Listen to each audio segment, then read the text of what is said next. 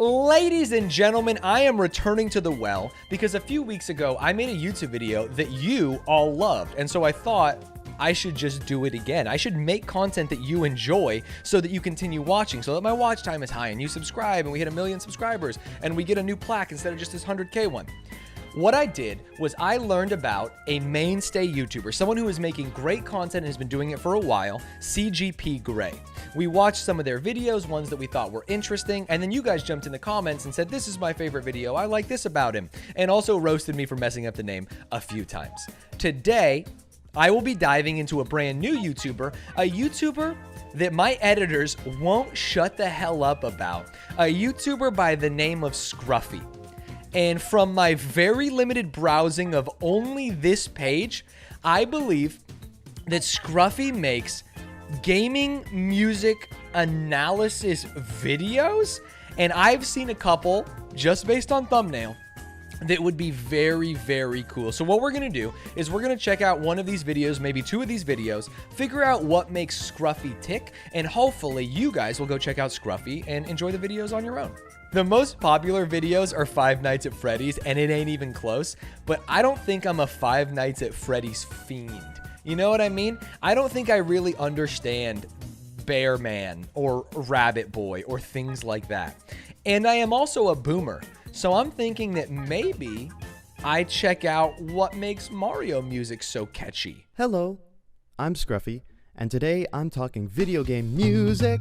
Ooh, not Pikmin music, not yet. I'll be getting to that. In this video, I want to talk about the music in a different franchise of Nintendo's, and to tell you which one, all I have to do is play a little snippet here.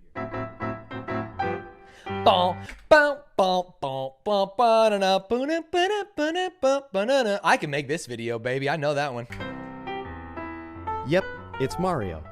I mean, I suppose you may have also seen the video's title, but... Well, hey, come on, don't call me out. The music of Mario alone can evoke the idea of Mario. In fact, the melody alone can do it. If I play this melody, and you've played a Mario game, then you probably just beat me to identifying it as the Starman or Invincibility theme. Why is that? Why are these melodies so catchy that we have them on standby in the backs of our minds? Is it not just based on the popularity? Okay, he's going to use music theory, but as a simpleton, as a smooth brain, is it not just I have heard that song 50 billion times and also have been in control while that song is playing, creating some kind of relationship between hands and brain? We need to address the purpose of these melodies, what they do in a Mario game, if anything, besides make it fun to listen to. Well, music certainly spurs you on to explore the levels laid out for you, or it at least tries to set the mood for a particular level. But there's an extra purpose to Mario's themes that calls back to before Mario, before video games, and even before electronic media. We're heading all the way back to late 19th century Germany to recall an important figure. The German Reich. Oh, sorry, is it getting hot in here, chat? Oh no, not the German Reich. Oh, hey, maybe different video this time? In music history, Richard Wagner. He was a composer best known for his innovative operas, and he popularized a technique that has become a staple of film and video game composition. It's called a leitmotif. A leitmotif is a musical gesture that becomes associated with a particular character or idea in a multimedia work of art. When this character or idea is first introduced, the leitmotif is also heard, and the two are presented together several times. Goat's leitmotif. Okay, so he's actually addressing what I talked about a little bit, which was like this association. So you see the star, you grab the star, and the invincibility is what is associated with the star's leitmotif, right? Whenever you are invincible and doing the thing, you hear the light. Eventually, a successful leitmotif will be able to make us think of a previous character or idea even without the visuals. I love it. Here is a pretty famous example from film.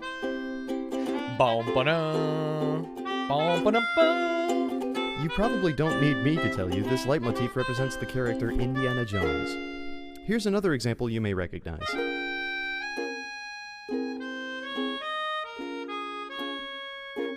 What's that one from?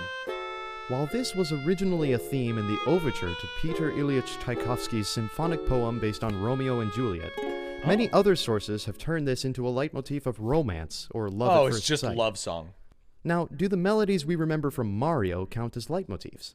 Some Good do, question. some not so much. The original themes from the NES classic Super Mario Bros. Have stood the test of time. They are definitely leitmotifs. One mention of... And you not only know the franchise, but you can picture the character, and possibly the scenery. And you know that you're underground, The purpose for of sure. playing these themes in various contexts across a lot of Mario games is to get the players to associate the music with Mario. So eventually someone could play the World 1-2 theme, and you would not only know that it's from a Mario game, it's underground, exploring the green piping that strews the Mushroom Kingdom. And it works vice versa. If I asked someone to sing, hum, or whistle a Mario theme on a whim, the one they'd come up with first would probably be from Super Mario Bros. For the NES.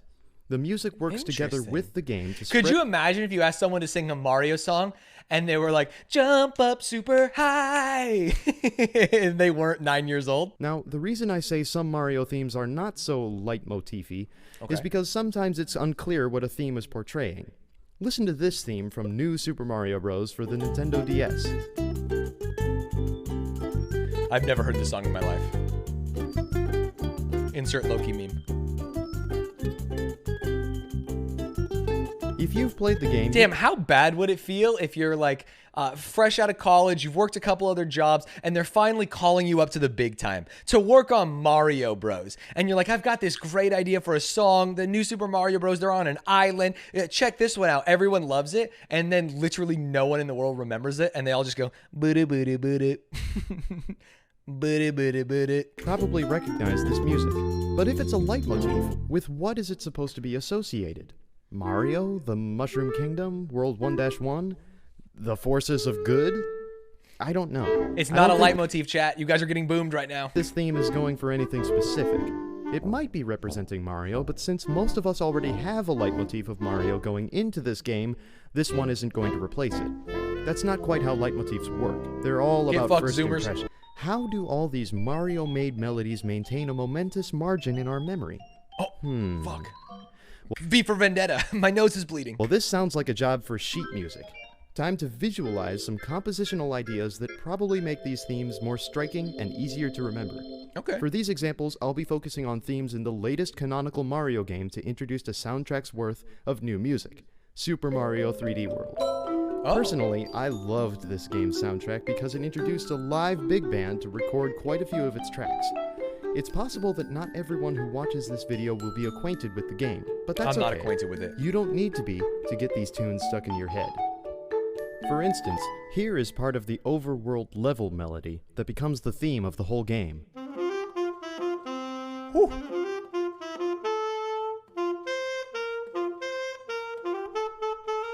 This isn't the whole melody, but this is the motif you're most bound to get stuck in your head.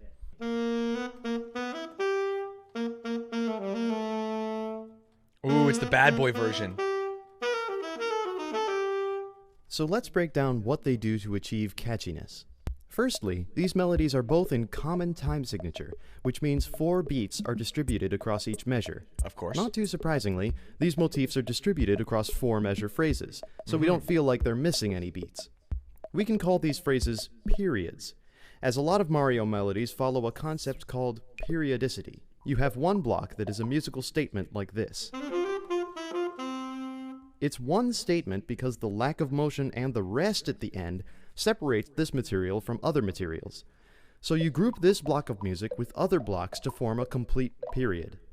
When do you have a complete period? Well, for starters, when you reach a multiple of 4 beats, like 16. You also have a complete period when you end on a clear cadence. This period has a clear half cadence because we begin in F major and end on C major.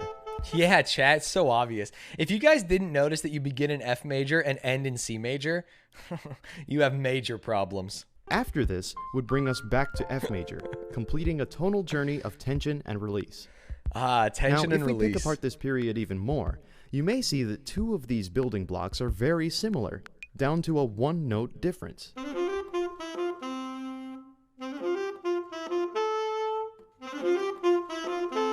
Repetition is very important to ingraining a tune in someone's mind, but repetition with variation makes a tune all the more interesting. So let's call this block A, and then this block A prime, since it's clearly a variation on the first block. Got it. Love The that. third block that moves for 2 measures we can call B, since it's not really related to the first block's material and has a different function to get to the cadence. Got it. Another way to think of it is like a sentence. These 2 blocks are the subjects of a sentence, and this is the predicate telling us where they go or what they do. Since this phrase only... I don't know what happened. I feel like there's a missing year of my life in grade school where I never figured out what a subject or a predicate, or really most things, verbs, adverbs. I couldn't tell you a single thing about grammar, and I have no idea why. It's like I was on the Lost Island. I truly have no idea. A pronoun?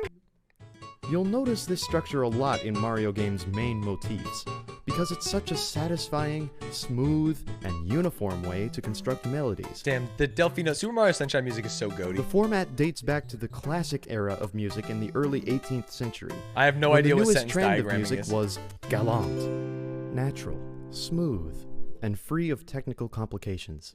But Mario isn't in the classic era. It's not like he's following this galant chic, absolutely. Damn. For instance, in the original Super Mario Bros. Overworld medley, we have musical blocks that are exactly repeated. Shouldn't this make the motifs tedious rather than catchy? Well, firstly, in the NES game, this whole tune is on a time limit, so you don't spend a prolonged amount of time hearing it.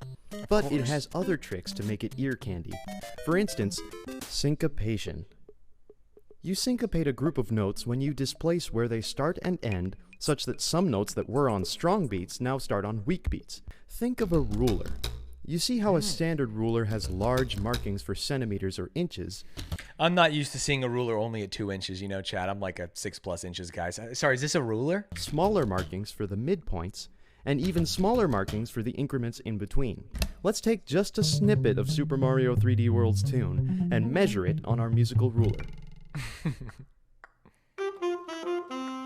It's very slight, but the last 2 notes are syncopated, and that makes a world of difference. I'll try playing the melody only on the strongest beats.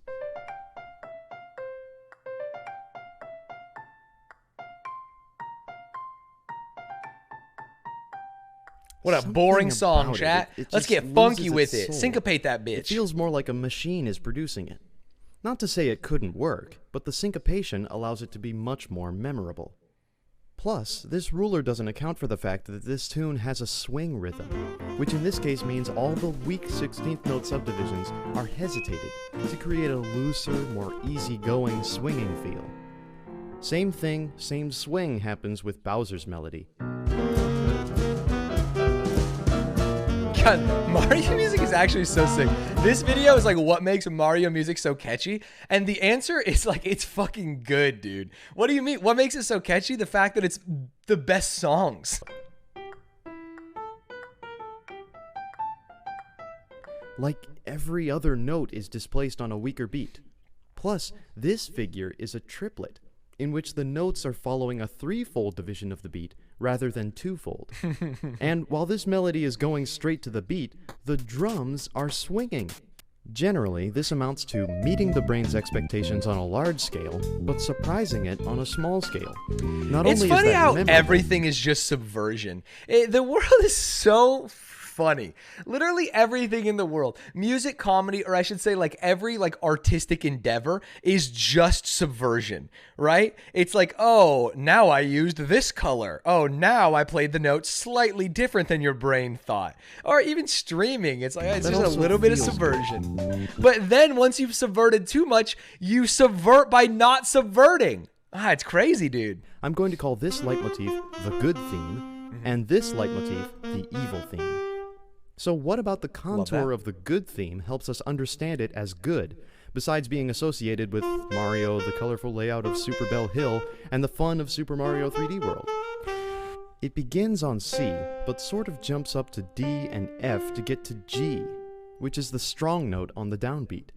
This approach helps make sense of what key we're in, F major, by using the notes in the F major scale. Now, while G is in the F major scale, it's Not all not Bowsers. actually part of F major, which is made up of 3 notes F, A, and C. We can thus call G a non-chord tone. A non-chord tone on a downbeat? It's pretty strange from a classical music theory perspective, but from a Beethoven fucking rolling in his grave. Oh, a non-chord note on a downbeat? What are you doing to me? As perspective, perfectly acceptable. And what's more, Just some Mario guy vibing. this whole approach to G outlines a special scale of its own called the pentatonic scale. It's pentatonic because it contains 5 notes, in this case C, D, F, G, and A. This intro gesture covers 4 of the 5 notes, and then we get our 5th note, A, at the end of the second block of melody. Why is this scale so important? Well, some of the oldest musical instruments we've discovered, bone flutes dating back tens of thousands of years, create a pentatonic scale when played. The scale has been with humankind longer than the major scale, and just listen to it. It sounds so nice and relaxing. Say hello to B flat in the key of E minor. Now, E minor is composed of E, G, and B. But B not natural? only is B flat not in that chord, but it's also look at the smirk on this B flat, just sneaking in here. And then B natural goes, why do you have to be the way you are? The tritone has a history of dissonance. Back before and even during the Renaissance, the tritone was associated with the devil because it sounded so harsh. And here it is today, showing off Bowser with no fancy introduction to give it any context like Mario had. Technically, it's an approach to the next note, B, which is in E minor. But that B flat gets all the attention. Listen to this version.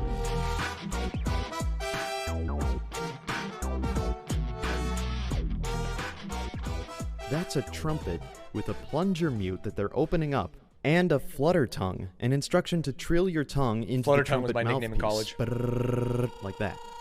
Bottom line, this tune is doing everything in its power to make that B flat as defiant and funky as possible.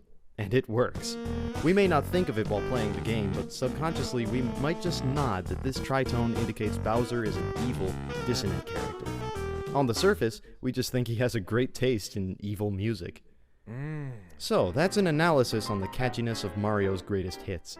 If you someday want to create a catchy melody for an up-and-coming video game, just remember, you don't have to follow any of this. In order to make a theme catchy do what or your heart evocative, wants, you know? that's kind of how Mario's dramatic structure works. Little surprises here and there, but overall a satisfying arc of good conquering evil. In this way, Mario, and really any video game, is what Richard Wagner called a Gesamtkunstwerk. A work of art in which many forms of art, in this case digital art, sculpting, music, and a bit of drama, work together to create a unified whole.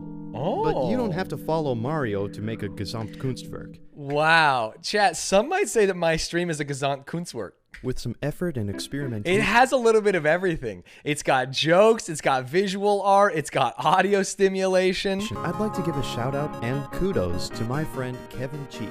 Shout out to Kevin Cheek, musician and composer who provided the alto saxophone in this video. You can check out his SoundCloud page in the description. That was a great video. Let's do one more for sure. What else would be juicy? The Wii Tanks vid is great. This one right here, the surprisingly complex music of Wii plays tanks. Hello, I'm Scruffy, and today I'm discussing some fun bits of adaptive audio in Wii This is the guy Play, who made the Breath of the Wild which was video. a Nintendo party game from 2006 designed to showcase the features of the Wii's flagship controller, the Wii Remote. It was a cute little game, kind of felt like an arcade, with these 9 mini-games with very small gameplay loops, and the goal in each one is just to get a high score.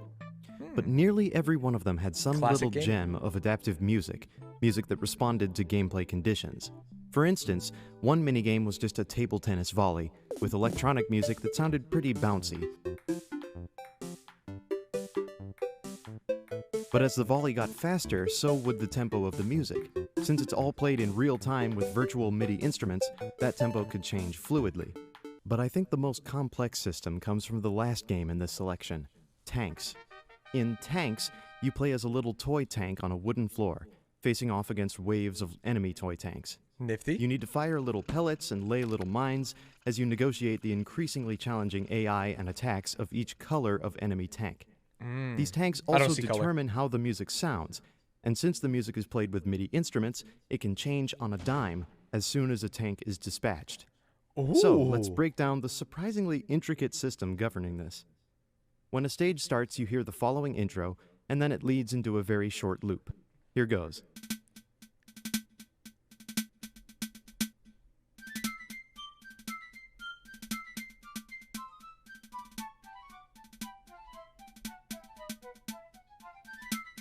And that's it, really. A little pastiche of military fanfare with a toyish snare drum and flutes, and only 4 measures to the loop. It's the layers that are added or subtracted that make this interesting. In Stage 2, you meet a gray tank, which moves around and fires very seldom. It adds a little metronome sound layer to the music. Now, in Stage 3, we jump up to 2 gray tanks and a brown tank, which introduces another feature of this system. The number of enemy tanks in the stage influences what timpani pattern gets added. These 3 tanks together add this timpani part, which I'll call timpani A. If you defeat one of these tanks, timpani A goes away. The same with Stage 4, where there are 2 brown and 2 gray tanks. Get the number of tanks below 3, and timpani A goes away. God, you keep the metronome with the grays. The gray tank is taking priority here, and in Stage 5, the most dangerous tank is the teal tank. 2 of them, in fact. They fire rocket-powered pellets that travel extra fast. Ooh, where the brown and gray tanks were regular tanks, the teal tank is a special tank. Firstly, just one of these teal tanks on stage is enough to activate timpani A. But if you have 3 or more of them, you'll get timpani B, an alternate timpani pattern that focuses on offbeats. You can also hear that these teal tanks introduce a layer of cymbal crashes. If you take out one teal tank, does it go back to and finally, timpani B? Special tanks like these do something unique to the music when there are fewer than 3 tanks left. Oh, here we go. I call this boss mode, as though this tank becomes the final boss of the stage. For teal tanks, when the last remaining tank is teal, the snare drum is removed, leaving just timpani, metronome, and cymbals for percussion.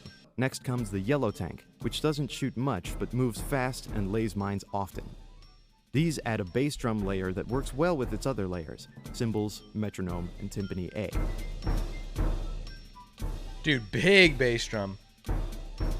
You'll often hear it with timpani B, though, as long as there are at least 3 tanks remaining, and a majority of those tanks are special tanks. Next are red tanks, which move and fire often with clever ricochets in mind. These guys disrupt the established pattern so far. They come with Subversion cymbals, chat. but they also come with timpani B, even if there's only 1 tank on the field. They're the only tanks that do that. And now, if a red tank is the most powerful of 2 remaining I feel like this is even more confusing than it needs to be. Tanks, the snare drum gets. The person who put the sounds in this game was absolutely doing coke. Green tanks win priority against every other tank we've mentioned so far. Of course. And also against the next tank on the list, purple tanks. No. They're like red tanks, but they move faster and lay mines occasionally. And on their own, they get cymbals, bass drum, and tuba, removing the bass drum if they're the last tank left. But if they share a stage with a green tank, the green tank's music wins out. The only thing that overpowers a green tank is what I'm calling super special tanks. This is literally off the boofium. The first ones, white tanks, are met at stage 20, the final stage of a normal game. They turn invisible when the stage starts, so you can only see their tank tracks, pellets, and mines. They feature metronome, cymbals, bass drum, tuba, and synthesizer. Perhaps synthesizer? Okay, now I understand why they're called super special tanks. The thought of adding a synthesizer to this absolute marching band natural nature would make no sense to me. And they supersede all other tanks. If they're on the stage, use their theme. If they're among 2 tanks left, remove the cymbals, but keep timpani B. If the only tank left is a white tank, remove the metronome, keep the snare drum, and switch to timpani A. There is but 1 tank that can take priority over this complex system. To find it, you not only have to win stage 20 and return to the main menu, you have to go back in, get all the way back through stage 20, now find that there are 80 more stages to tackle. Back to back? And if you manage to get to stage 50, you encounter black tanks. These are the most powerful tanks, traveling the fastest of all, laying mines, and firing rocket-powered pellets at a far greater rate than teal or green tanks. And if at least 1 black tank is on the stage, you get the smorgasbord of layers in the music. Metronome, cymbals, tuba, tubular bells, synth, no snare drum for added tension, and timpani B. It overrides everything, as it should, as the most formidable enemy this minigame can offer. Of course. And is it really a mini-game at this point?